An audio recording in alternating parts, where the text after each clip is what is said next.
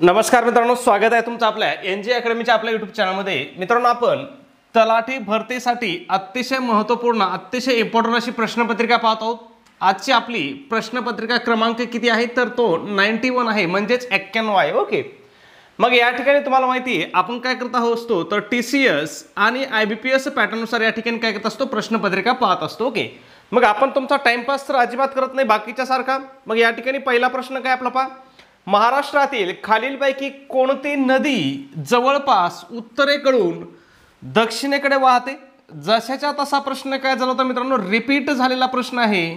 मग या ठिकाणी ऑप्शन काय दिलेत पहा आपल्याला, तापी, वैनगंगा, नर्मदा आणि कृष्णा। तर यापैकी वैनगंगा ही महाराष्ट्रातील नदी काय होते जवळपास उत्तरेकडून काय होते दक्षिणेकडे वाहते। मग तुम्हाला माहिती आहे तापी नदी कुणीकडे वाहते, पूर्वेकडून पश्चिमेकडे वाहते। नर्मदा नदी सुद्धा काय होते पूर्वेकडून पश्चिमेकडे वाहते आणि कृष्णा नदी काय होते पश्चिमेकडून पूर्वेकडे वाहते, लक्षात ठेवा। आणि वैनगंगा नदी काय आहे उत्तरेकडून दक्षिणेकडे वाहते। आता अजून दुसरी कोणती नदी आहे की जी उत्तरेकडून दक्षिणेकडे वाहते तर ती वैनगंगा, त्याच सोबत वर्धा या ज्या विदर्भातील दोन नद्या आहेत या दोन नद्या काय होतात उत्तरेकडून दक्षिणेकडे वाहतात। ओके, आणि या दोन्ही नद्याच्या एकत्रित प्रवास काय म्हणलं जातं पहा, प्राणहिता म्हटलं जातं। आणि ही प्राणहिता पुढे जाऊन कोणत्या नदीस मिळते तर ती गोदावरी नदीला मिळते। म्हणजे प्राणहिता ही नदी कोणत्या नदीची उपनदी आहे तर गोदावरी नदीची आहे। प्राणहिता ही नदी कोणत्या दोन नद्या मिळून होते तर ही कोणत्या दोन नद्या, वर्धा आणि वैनगंगा या दोन नद्या मिळून काय होते प्राणहिता नदी तयार होते। ती कोणत्या नदीत जाऊन मिळते तर ती गोदावरी नदीस जाऊन मिळते। खूप डिटेल्स आणि खूप महत्त्वाची माहिती आहे, लक्षात ठेवा। ओके, पुढचा प्रश्न पाहू आपण। प्रश्न क्रमांक 2 आहे पहा, याच्यावरती सुद्धा हे जे आपलं बॉम्बे हाय आहे याच्यावरती सुद्धा परीक्षेमध्ये वारंवार प्रश्न विचारला जात आहे। मग काय विचारले पहा, अरबी समुद्रात बॉम्बे हाय हा खनिज तेल व नैसर्गिक वायू उत्खनन प्रकल्प कोणत्या वर्षी सुरू करण्यात आला असं या ठिकाणी विचारलेला आहे। मग बॉम्बे हाय या ठिकाणचा हा जो खनिज तेल आणि नैसर्गिक वायू प्रकल्प आहे उत्खनन प्रकल्प आहे हा कधी सुरू झाला होता तर हा 3 फेब्रुवारी 1974 साली सुरू झाला होता। तारखेसहित तुम्हाला लक्षात ठेवायचं आहे।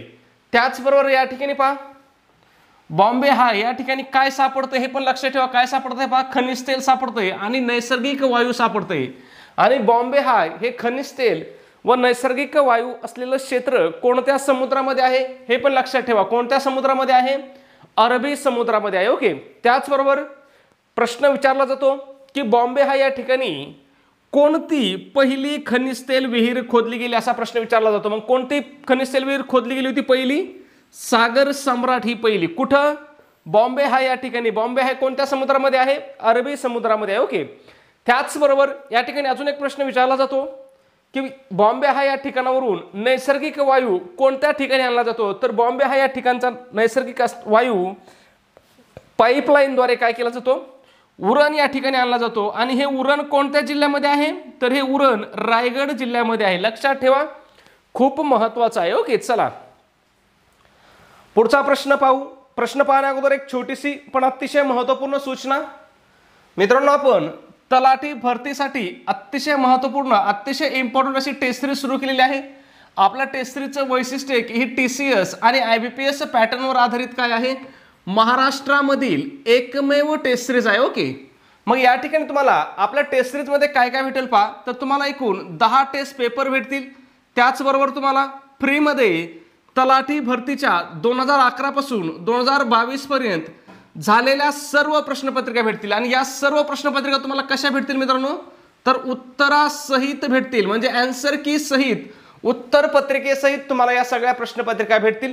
म्हणजे तुम्हाला याचं उत्तर विचारायची कुणाला गरज लागणार नाही। त्याचबरोबर सगळ्यात महत्त्वाचं तलाठी भरतीसाठी अतिशय IMP अशा नोट्स तुम्हाला या ठिकाणी मित्रांनो प्रोव्हाइड केल्या जातील। या नोट्स एवढ्या डिटेल्स आहेत, एवढ्या IMP आहेत, तुम्ही एवढ्या नोट्सचा जरी अभ्यास केला तरी तुम्ही तलाठी भरतीमध्ये 180+ मार्क करू शकता आणि अगदी कमी दिवसामध्ये तुम्ही काय करू शकता सगळा सिलेबस कव्हर करू शकता। मग या ठिकाणी कोणकोणत्या विषयाच्या नोट्स आहेत पहा, मराठी विषयाच्या नोट्स आहेत, इंग्रजी विषयाच्या नोट्स आहेत, त्याचबरोबर गणित व बुद्धिमत्ताच्या सुद्धा नोट्स आहेत, त्याचबरोबर संपूर्ण GKच्या नोट्स तुम्हाला या ठिकाणी प्रोव्हाइड केल्या जातील। मग त्यामध्ये पहा इतिहास असेल, भूगोल असेल, राज्यशास्त्र असेल, विज्ञान असेल आणि अर्थशास्त्र असेल, या सर्व विषयाच्या काय तुम्हाला अतिशय IMP अशा नोट्स तुम्हाला प्रोव्हाइड केल्या जातील.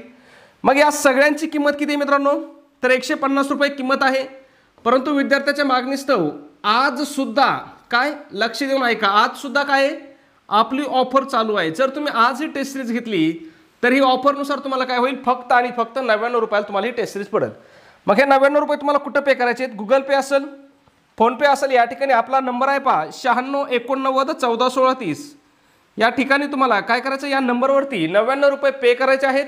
आणि तुम्ही जे 99 रुपये पे केले त्याचा एक स्क्रीनशॉट काढायचा. काय करायचं, स्क्रीनशॉट काढायचा आणि तो स्क्रीनशॉट काय करायचा आहे, व्हॉट्सअपला तुम्हाला शेअर करायचा आहे. व्हॉट्सअपला आपला हाच नंबर आहे पहा 9689141630. हाच आपला व्हॉट्सअप नंबर आहे. याच्यावरती तुम्हाला तो स्क्रीनशॉट टाकून द्यायचा आहे. तुमचा स्क्रीनशॉट मिळाल्याबरोबर तुम्हाला हे संपूर्ण मटेरियल काय केलं जाईल मित्रांनो, प्रोव्हाइड केलं जाईल. ओके. पुढचा प्रश्न 3 नंबर. मित्रांनो बाहेर जोराचा असा पाऊस चालू झालेला आहे आणि तुम्हाला पावसाचं आणि आपल्या लाईटीचं नातं काय माहीतच आहे. त्याच्यामुळे जर मधी लाईट गेली तर त्याबद्दल मी आत्ताच तुमच्याकडून काय करतो, स्वारी मागतो. ओके. मग पुढचा प्रश्न आहे आपला 3 नंबर. खालीलपैकी कोणते वृत्तपत्र डॉक्टर बाबासाहेब आंबेडकरांनी सुरू केले नव्हते. प्रश्न वाचताना व्यवस्थित वाचायचा. काय विचारलंय, नव्हते असं विचारलेलं आहे. नाही तर बऱ्याच वेळेस हा प्रश्न आपण कसा वाचतो, खालीलपैकी कोणते वृत्तपत्र डॉक्टर बाबासाहेब आंबेडकरांनी सुरू केले एवढंच वाचतो, केलेपर्यंत वाचतो. मग आपल्याला पहिलंच ऑप्शन असतं मूकनायक. आपण मूकनायकवरती क्लिक करतो, आपला प्रश्न चुकतो. चुकलेला प्रश्न कधी कळतो आपल्याला माहिती आहे का, जेव्हा आपण घरी येतो मित्रासोबत गप्पा मारतो तेव्हा आपल्याला कळतं हा प्रश्न आपला काय झालाय, चुकलाय. त्याच्यामुळे प्रश्न वाचताना व्यवस्थित वाचायचा. इथं आपल्याला नव्हते असं विचारलेलं आहे. मग ऑप्शन काय आहेत पहा, मूकनायक आहे, जनता आहे, समता आहे आणि संदेश आहे. मग हे संदेश हे जे वृत्तपत्र आहे ना, हे डॉक्टर बाबासाहेब आंबेडकरांनी सुरू केलं नव्हतं. आणि हा प्रश्न मित्रांनो जशाच्या तसा पुन्हा रिपीट झालेला प्रश्न आहे. ओके. म्हणजे तुमच्या लक्षात येईल की किती प्रश्न तलाठी भरतीमध्ये काय होत आहेत, रिपीट होत आहेत. मग संदेश हे वृत्तपत्र कोणाचं होतं याच्यावरती सुद्धा वेगळा प्रश्न येऊ शकतो. मग हे कोणाचं आहे, अच्युतराव कोल्हटकर यांचं संदेश वृत्तपत्र आहे. आणि मानवी समता हे वृत्तपत्र कोणाचं आहे, तर ते महर्षी धोंडो केशव कर्वे यांचं काय आहे, मानवी समता आहे. समता म्हटलं तर डॉक्टर बाबासाहेब आंबेडकर लक्षात ठेवायचे आणि मानवी समता म्हटलं तर महर्षी धोंडो केशव कर्वे लक्षात ठेवायचे. त्याचबरोबर मूकनायक, जनता, समता आणि अजून प्रबुद्ध भारत ही काय आहेत, डॉक्टर बाबासाहेब आंबेडकरांनी सुरू केलेली वृत्तपत्र आहेत. यांच्यावरती तुम्हाला परीक्षेमध्ये वारंवार प्रश्न विचारला जातो. विशेषतः तुम्हाला डॉक्टर बाबासाहेब आंबेडकर असतील, महात्मा फुले असतील, यांच्यावरती काय परीक्षेमध्ये भरपूर वेळेस प्रश्न विचारलेले आहेत आणि विचारले जातात. त्याच्यामुळे तुम्हाला हे डीपमध्ये करायचे आहेत. ओके. पुढचा प्रश्न आपला 4था. काय विचारले पहा, पाणी पंचायत या संकल्पनेचे जनक म्हणून आपण कोणास ओळखतो. रिपीट प्रश्न आहे पुन्हा. विलासराव साळुंखे यांना आपण काय करतो, पाणी पंचायत या संकल्पनेचं जनक म्हणून ओळखतो. मग यासाठी काय केलं होतं पहा, तर विलासराव साळुंखे यांनी काय केलं होतं, पाण्याचं समान वाटप, काय समान वाटप व्हावे म्हणून जवळपास 30 वर्ष काय केलं होता, संघर्ष केला होता. आणि त्यांनी हा जो प्रयोग केला होता पाणी वाटपाचा, त्या प्रयोगास काय म्हटलं जातं पहा, नायगाव पॅटर्न म्हणून ओळखलं जातं. मग आपल्याला या ठिकाणी प्रश्न विचारला जाऊ शकतो की नाही, की नायगाव पॅटर्न कोणाचा आहे असं पण विचारलं जाऊ शकतं. आणि नायगाव पॅटर्न कशाशी संबंधित आहे असं सुद्धा आपल्याला विचारलं जाऊ शकतं. मग तुम्हाला लक्षात ठेवायचं आहे. ओके. नायगाव पॅटर्न कशाशी संबंधित आहे तर पाण्याच्या समान वाटपाशी संबंधित आहे. आणि नायगाव पॅटर्न कोणाशी संबंधित आहे किंवा कोणाचा आहे तर तो विलासराव साळुंखे यांचा आहे. पुढचा प्रश्न, प्रश्न क्रमांक 5. भारतीय घटनेच्या डॅश डॅशव्या कलमानुसार प्रत्येक घटक राज्यात एक उच्च न्यायालय असते. मग या ठिकाणी उच्च न्यायालयाची स्थापना कोणत्या कलमानुसार केली जाते असं आपल्याला या ठिकाणी विचारलेलं आहे. मग कलम 214 नुसार काय केली जाते, उच्च न्यायालयाची स्थापना केली जाते. आता या ठिकाणी प्रश्नामध्ये काय म्हटलंय पहा, प्रत्येक घटक राज्यात एक. परंतु सध्या प्रत्येक घटक राज्यामध्ये एक उच्च न्यायालय आहे का, नाही आहे. कारण जर आपलं मुंबई उच्च न्यायालय जर पाहिलं तर ते काय करते पहा, सध्या महाराष्ट्राबरोबरच गोवा या राज्याचं सुद्धा काय आहे, उच्च न्यायालय आहे. त्याचबरोबर दादरा नगर हवेली, दीव दमण हा जो केंद्रशासित प्रदेश आहे याचं सुद्धा काय आहे, ते उच्च न्यायालय आहे. मग ही तरतूद कधी केली पहा, ही जी 7वी घटनादुरुस्ती आहे, 7व्या घटनादुरुस्तीने काय केलं, 2 किंवा अधिक राज्यांना काय एकच उच्च न्यायालय असेल अशी तरतूद केली. म्हणजे याला आपण काय म्हणू शकतो, सामायिक उच्च न्यायालयाची तरतूद केली पहा, सामायिक उच्च न्यायालय. मग प्रश्न विचारला जाऊ शकतो की नाही, की कोणत्या घटना दृष्टीने 2 किंवा अधिक राज्यांना एकच सामायिक उच्च न्यायालय असेल अशी तरतूद केली. मग कोणत्या घटना दृष्टीने केली, 7व्या घटना दृष्टीने. ही 7वी घटना दृष्टी कधीची आहे, तर ती 1956 ची आहे. याच्यावरती सुद्धा तुम्हाला वेगळा प्रश्न विचारला जाऊ शकतो. ओके, लक्षात ठेवा. त्याचबरोबर उच्च न्यायालय झालं. अजून एक प्रश्न विचारला जातो आपल्याला, की सर्वोच्च न्यायालयाची स्थापना कोणत्या कलमानुसार झाली. मग सर्वोच्च न्यायालयाची स्थापना काय आहे, कलम 124 काय सर्वोच्च न्यायालय आहे, आणि कलम 214 काय आहे, उच्च न्यायालय आहे. फरक लक्षामध्ये ठेवा. ओके, पुढचा प्रश्न आपला 6 नंबर, पुन्हा वारंवार रिपीट होणारा प्रश्न.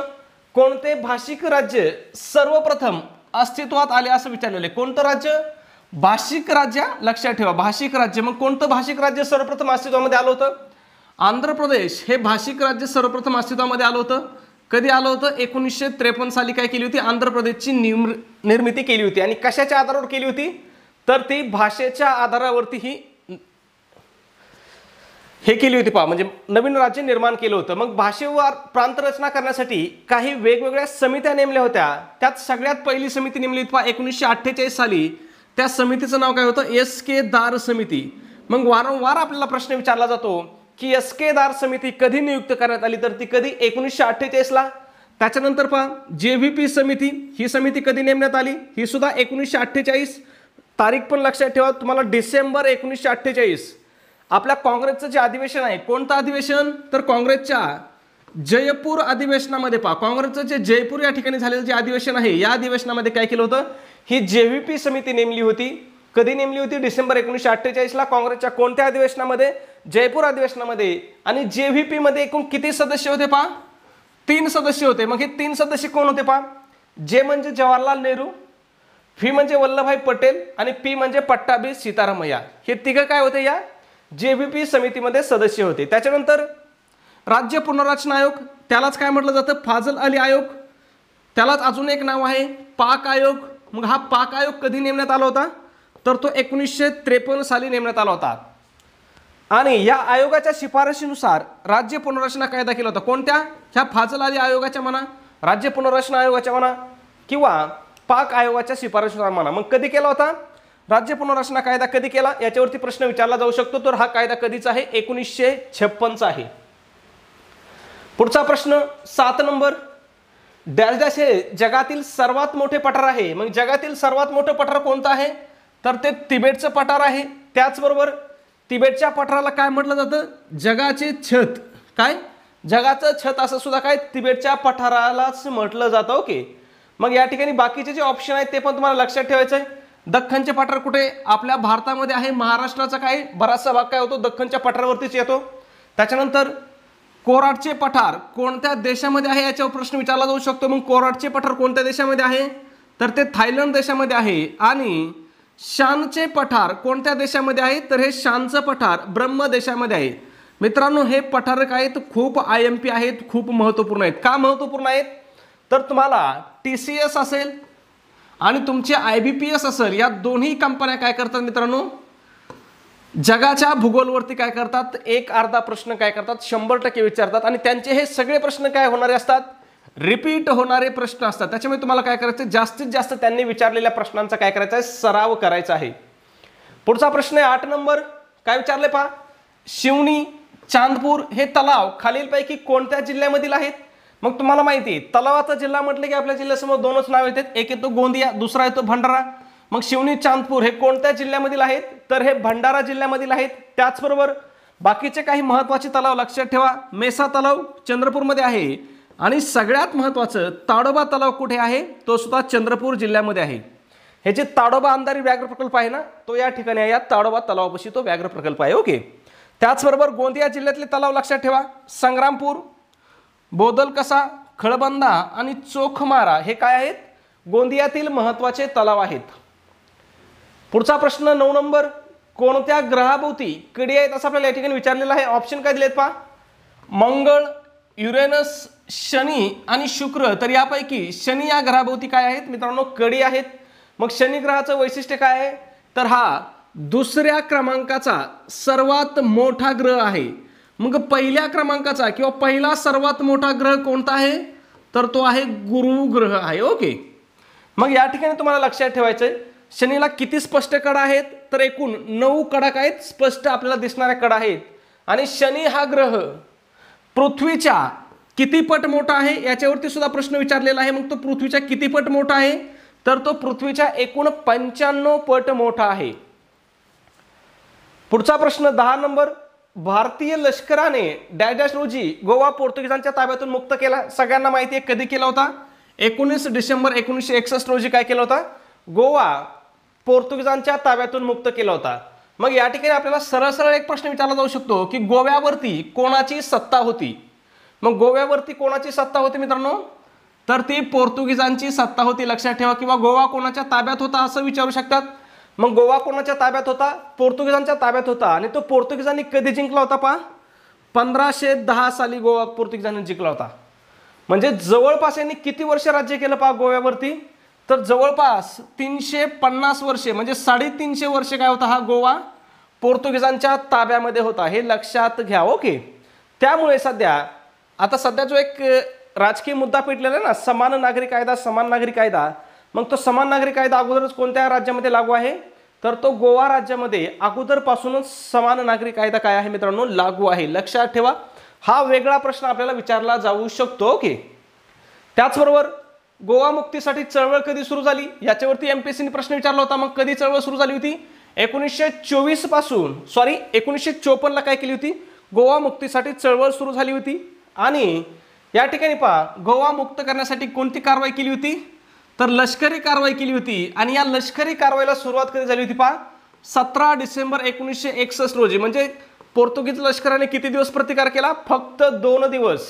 त्यामुळे 19 डिसेंबर हा दिवस काय केला जातो? सध्या गोवा मुक्ती दिन म्हणून पाळला जातो. मग लक्षात द्या, प्रश्न विचारला जाऊ शकतो की गोवा मुक्ती दिन म्हणून कोणता दिवस साजरा केला जातो? तर कोणता दिवस? 19 डिसेंबर हा दिवस गोवा मुक्ती दिवस. आणि या ठिकाणी लष्करी कारवाई केली होती. पण ही लष्करी कारवाई कोणत्या ऑपरेशन अंतर्गत केली होती? तर ऑपरेशन विजय या ठिकाणी काय करण्यात आलं होतं? राबवण्यात आलं होतं. कशासाठी? गोवा मुक्त करण्यासाठी. पुढचा प्रश्न चालू घडामोडीवरती प्रश्न विचारला होता. भारताचे 48वें सरन्यायाधीश काय विचारलं होतं? 48वें सरन्यायाधीश कोण आहेत असं आपल्याला विचारलंय. सध्याचे सरन्यायाधीश कोण आहेत असं विचारलंय का? नाही. 48वें कोण आहेत असं विचारलंय. मग 48वें सरन्यायाधीश कोण होते? तर ते होते NV रमन्ना. हे काय होते? भारताचे 48वें सरन्यायाधीश होते. ओके. मग या ठिकाणी प्रश्न आपल्याला विचारला जातो की भारताच्या सरन्यायाधीशांची नियुक्ती कोण करतात? तर सरन्यायाधीशांची नियुक्ती कोण करतात मित्रांनो? राष्ट्रपती करतात. खूप इम्पॉर्टंट आहे. प्रत्येक वेळेस हा प्रश्न काय होतो? परीक्षेमध्ये विचारला जातो. ओके. त्याचबरोबर सरन्यायाधीश वयाच्या किती वर्षापर्यंत पद धारण करू शकतात? तर वयाच्या 65 वर्षापर्यंत ते काय करू शकतात? आपलं पद धारण करू शकतात. ओके. मग या ठिकाणी प्रश्न आपल्याला वारंवार विचारला जातो की पहिले सरन्यायाधीश कोण होते? सर्वोच्च न्यायालयाचे पहिले सरन्यायाधीश कोण होते? मग ते कोण होते? एच.जे. कानिया म्हणजेच हरिलाल जे कानिया हे काय होते? पहिले सरन्यायाधीश होते. आणि भारताचे सध्याचे सरन्यायाधीश कोण आहेत? तर ते आहेत DY चंद्रचूड. आणि हे कितवे आहेत? हे 50वे सरन्यायाधीश आहेत. या दोन्ही गोष्टीवरती आपल्याला काय केलं जाऊ शकतो? प्रश्न विचारला जाऊ शकतो. ओके. पुढचा प्रश्न 12 नंबर. पुन्हा चालू घडामोडी. भारताचे मुख्य निवडणूक आयुक्त म्हणून कोणाची नियुक्ती झाली आहे? सध्या भारताचे मुख्य निवडणूक आयुक्त कोण आहेत? तर ते आहेत राजीव कुमार. मग या ठिकाणी निवडणूक आयोगाची स्थापना कोणत्या कलमानुसार केली जाते याच्यावरती प्रश्न विचारला जाऊ शकतो. कोणत्या कलमानुसार केली जाते? कलम 324 नुसार काय केली जाते? निवडणूक आयोगाची स्थापना केली जाते. ओके.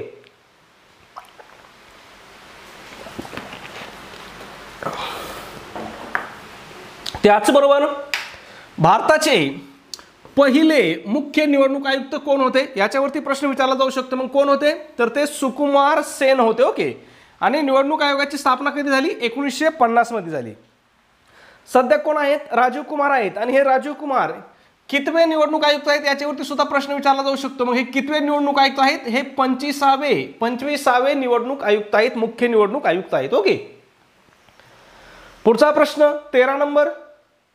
अस्वच्छ जमीन जंतुविरहित करणे तसेच पाणी निर्जंतुक करण्यासाठी कशाचा वापर केला जातो? हा सुद्धा विज्ञानचा एक प्रश्न आहे आणि जशाच तसा रिपीट होणारा प्रश्न आहे. मग कशासाठी वापर केला जातो? कशाचा वापर केला जातो? ब्लिचिंग पावडरचा. कशासाठी? पहा, अस्वच्छ जमीन जंतुविरहित करण्यासाठी, त्याचबरोबर पाणी निर्जंतुक करण्यासाठी. वारंवार रिपीट होणारा प्रश्न आहे. पुढचा प्रश्न पाहू आपण 14 नंबर. हा सुद्धा प्रश्न विज्ञानचा. विज्ञानचे जे प्रश्न आहेत ना मित्रांनो, हे काय येतात तुम्हाला सांगतो कुठून येतात. हे 8वी ते 10वीचं जे विज्ञान आहे ना, 8वी ते 10वीचं विज्ञान या पुस्तकामधले जशाच्या तशा प्रश्न काय होत आहेत, विचारले जात आहेत. मग केक आणि पाव हलके सच्छिद्र बनवण्यासाठी कशाचा उपयोग केला जातो? सगळ्यांना माहिती आहे. कशाचा? सोडियम बायकार्बोनेटचा उपयोग केला जातो. ओके. मग सोडियम बायकार्बोनेटचं दुसरं नाव काय आहे? सोडियम हायड्रोजन कार्बोनेट असं सुद्धा त्यालाच म्हणतात. त्याची संज्ञा काय आहे? NaHCO3. ही काय? सोडियम बायकार्बोनेटची किंवा सोडियम हायड्रोजन कार्बोनेटची काय आहे? संज्ञा आहे. त्यालाच आपण काय म्हणतो? खाण्याचा सोडा म्हणतो. बरोबर की नाही? पुढचा प्रश्न 15 नंबर. डॅश हे शहर कयाधू नदीवर वसलेलं आहे. कयाधू नदीवरती कोणतं शहर वसलेलं आहे? सगळ्यांना माहिती आहे कोणतं शहर आहे? हिंगोली शहर कयाधू नदीवरती वसलेलं आहे. 16 नंबर प्रश्न पहा. कोणत्या वर्षी हुंडा प्रतिबंधक कायदा संमत झाला? हुंडा प्रतिबंधक कायदा कधी झालेला आहे संमत? 1961 ला झालेला आहे. हे जे प्रश्न आहेत ना मित्रांनो, हे प्रश्न जशाच्या तसे परीक्षेमध्ये काय होणारे प्रश्न आहेत? रिपीट होणारे प्रश्न आहेत. म्हणून तुम्हाला या काही गोष्टी काय करायच्या? तोंडपाठ करून टाकायच्या आहेत. पुढचा प्रश्न आहे 18 नंबर. सॉरी, या ठिकाणी 17 16 डायरेक्ट 18 आलं का? 17 नंबरचा प्रश्न चुकला वाटतं टाईप करण्यात. काय विचारलंय?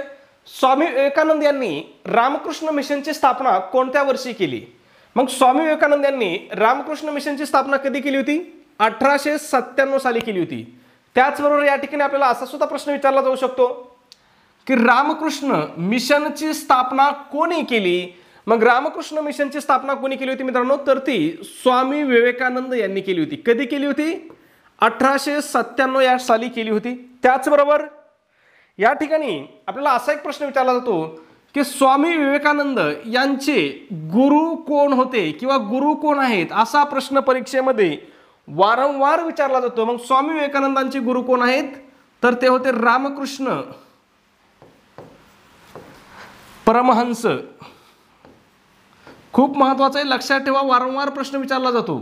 कोण होते गुरु? रामकृष्ण परमहंस होते. यांच्यापासून प्रेरणा घेऊनच स्वामी विवेकानंद यांनी काय केली होती? रामकृष्ण मिशनची स्थापना केली होती. पुढचा प्रश्न पाहू आपण 19 नंबर. पंचशील तत्वांचा पुरस्कार कोणी केला? पंचशील तत्वांचा पुरस्कार कोणी केला होता? पंडित जवाहरलाल नेहरू यांनी केला होता. त्याचबरोबर पंचशील करार कधी झाला होता? पहा, याच्यावरती सुद्धा प्रश्न विचारला जातो. कधी झाला होता? 29 एप्रिल 1954 रोजी. कशासाठी झाला होता? तिबेटच्या स्वायत्ततेसंबंधी. कोणामध्ये झाला होता? भारत व चीन या 2 देशामध्ये हा करार झाला होता. ओके. परंतु काय केलं? चायनाने आपल्याला या कराराला धोका दिला आणि 1962 ला काय केलं? भारतावरती आक्रमण केलं. बरेच लोक या ठिकाणी काय म्हणतात? मग नेहरूची ही जी नीती होती पंचशील कराराची, पंचशील तत्वांचा पुरस्कार करण्याची, ही युती काय झाली होती? ही युक्ती काय झाली होती? पूर्णपणे फसली होती. कारण काय झालं होतं? या बेभरवश चायनाने काय केलं होतं? भारतावरती आक्रमण केलं होतं. कधी? 1962 साली. ओके. पुढचा प्रश्न आपला 20 नंबर. पुन्हा वारंवार रिपीट होणारा प्रश्न, ज्याचा तसा प्रश्न काय होतो? बऱ्याच वेळेस परीक्षेमध्ये विचारला जातोय. प्रश्न काय? मुंबईचा सिंह कोणास म्हटले जाते? मग या प्रश्नाचं उत्तर काय करायचं मित्रांनो? तुम्हाला कमेंटमध्ये सांगायचं आहे. त्याचबरोबर चॅनलला तुम्ही सबस्क्राईब केला असेल लगेच सबस्क्राईब करून घ्या. लाईक करायचं जर राहून गेला असेल तर लगेच लाईक करा आणि आपला व्हिडिओ तुमच्या मित्रांना नक्की काय करायचा? शेअर करजा, त्यांना फॉरवर्ड करजा. ओके. धन्यवाद मित्रांनो. भेटूया आपल्या उद्याच्या पुढच्या व्हिडिओमध्ये. तोपर्यंत सर्वांना जय हिंद, जय महाराष्ट्र.